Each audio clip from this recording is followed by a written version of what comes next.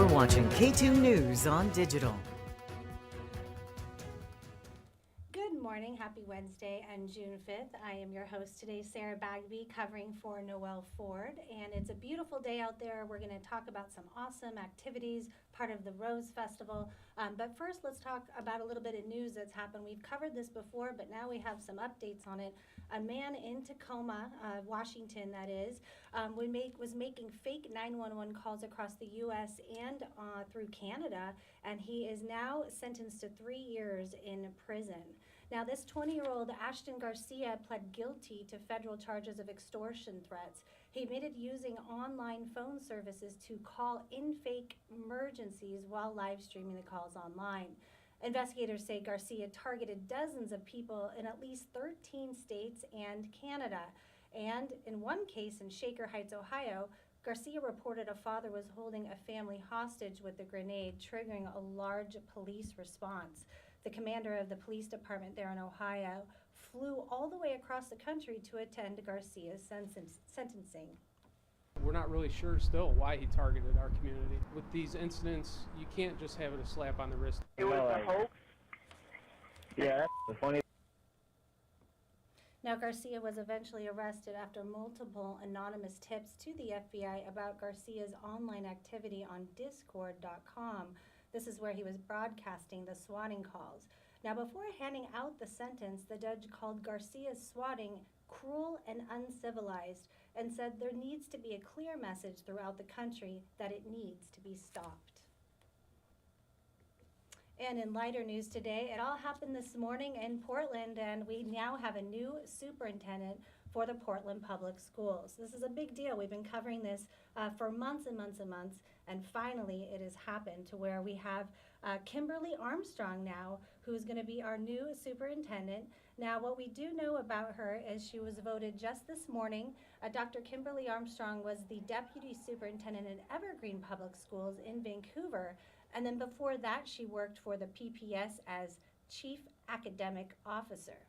Now, in a statement released yesterday, the board says Armstrong is, quote, just what the district needs in this time of opportunity and challenge. So pretty cool there. We've been waiting so long for that. So glad that it's finally happened and they picked someone wonderful for it. We'll be keeping you posted on everyone's reaction. We'll have more about that at 4, 5, and 6 p.m. Now let's talk about Fleet Week that's starting today. It kicks off. Huge deal for Portland and all of the Rose Festival. It's a really big deal because it's the longest running Fleet Week in the country, and who doesn't enjoy the ships and the sailors? Let's talk about that. We have a lot of people who had opinions on the fact that Fleet Week is continuing, but get ready to see those ships. They're making their way down the Willamette River starting around 2 p.m. today. And what that means for you all, bridge lift. So keep in mind, drivers, cyclists, pedestrians, all be prepared for major traffic right now. And that's going to be all the way into this evening. So be ready for public transit disruptions, maybe up to an hour even. And there are certain lines that are actually canceled. So make sure you look up your schedules today. And we're talking about, if you're driving in your car, we're talking about waiting 45 minutes for some of these bridges. So if you can, try to find another route. Now, Fleet Week has been a part of the Rose Festival celebrations from the very beginning of Portland, way back in 1907. And here's what some people had to say about that.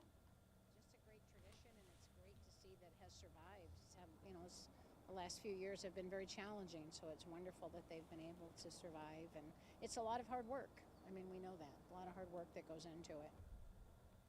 Now, this is the coolest opportunity. If you haven't toured a ship, you must. Free ship tours are being offered from Thursday all the way through Sunday at 10 a.m. to 4 p.m. Now, be prepared. Visitors will go through security screening, and you need to wear flat, closed-toed shoes. So that sounds like fun. Everyone is always into that. I've been to it several times, and it never really gets old. So I highly recommend it. But, of course, what matters is the weather. How's it going to be today? And how about into the weekend with all of these parades and all that going on? So let's take a look at the forecast here. Here's 7 days of all sunshine. So we had that rain, and then today is our first dry day, completely dry, that is. And we're looking at temperatures a little bit warmer than average here. And then we just keep heating it up, folks. Tomorrow, 82 for our high. Then for the Timbers game on Friday, we're looking at temperatures around 90. So in some ways, that could be too hot. Make sure you prepare for this. Have your sunglasses, your sunblock, your visor, your hat if you need to block out that sun. But be prepared because it's a little bit warmer again, and we're going to keep that heat around, not quite at 90, but we're still going to be in the mid-80s for the floral parade on Saturday, which is great news because that's going to be a big day. And again, we don't see any of that rain sticking with us and it's for the next 7 days, so we won't even be talking about when we do expect the rain again. Also, one other thing that's happening is the Fred Meyer Junior Rose Parade. I didn't want to leave out the Fred Meyer part. This is huge. Everybody loves this, of course. This is happening today, actually. It's this afternoon in the Hollywood district, and it's actually going to be from 1 p.m. to 3 p.m. And it's also happening. They're going to be having all kinds of different activities. So when you go to the Hollywood district, it's going to be crazy over there, right? They're going to have some of those streets closed, so again, more traffic impacts, but also some little activities outside of the parade, little surprises, things you can do. Also, here's one extra fun fact. The Rose Festival announced that Mandy Vance, Oregon's Teacher of the Year, will serve as the Grand Marshal today. And here's another cool thing. Vance is also a former Franklin High School Rose Festival Court Princess, so very cool that she made it full circle. Her family must be very proud.